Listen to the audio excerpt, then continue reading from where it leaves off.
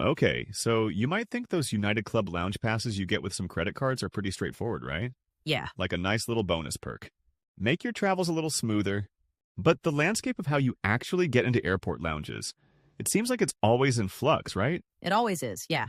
It's never a set it and forget it situation.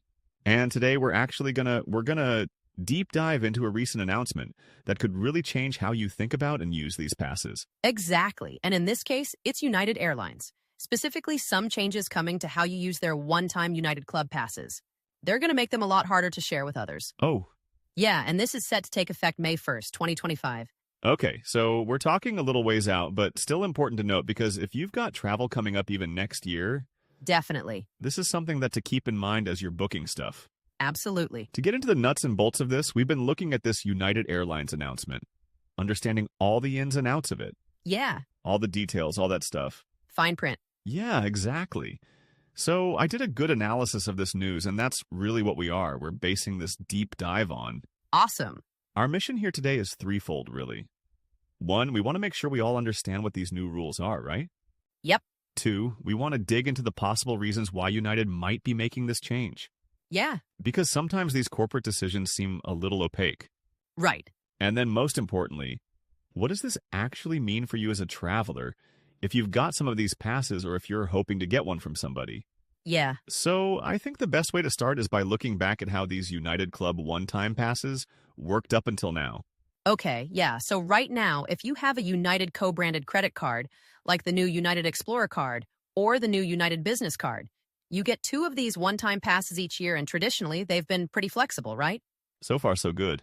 You could use both of them yourself on separate trips, or you could use one and bring a friend or a family member or colleague along with you to the lounge. Pretty standard. Yeah, nothing too earth-shattering there. But this is where it gets interesting, and where this upcoming change is really going to be felt. One of the best features of these passes has been that you could give them to anybody, Oh, yeah. whether or not you were traveling with them, That was huge. which is not always the case with these types of perks, right? No, not at all. So imagine you've got a pass. It's getting close to expiring. A friend has a flight coming up.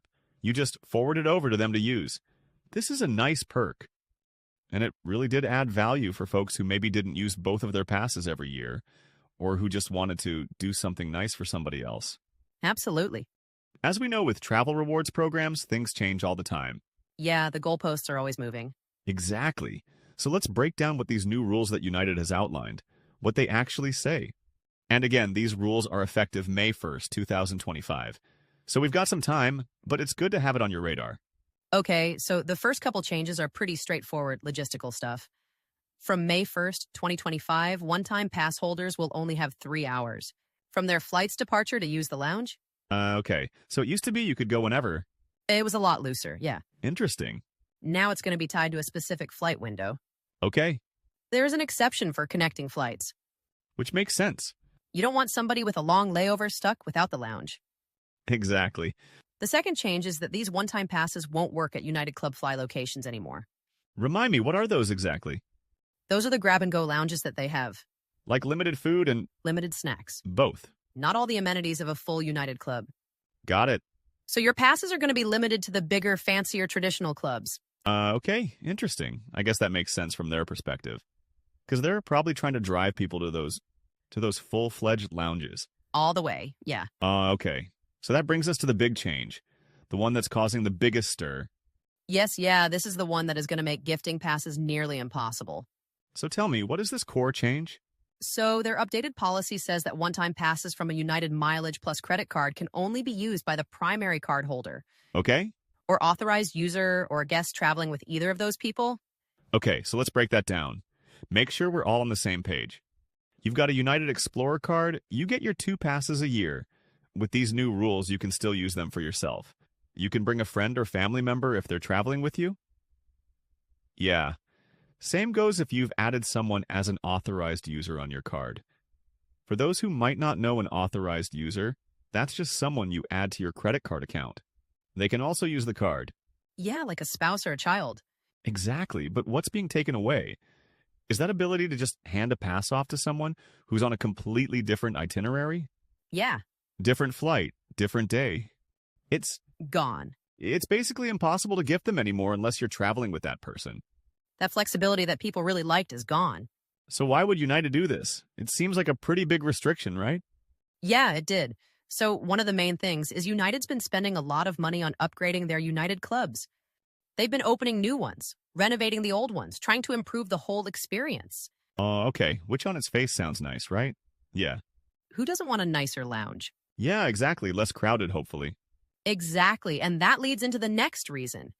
Maybe they're doing this to reduce crowding in the lounges by making these one-time passes harder to use and tying them to the car holder's travel.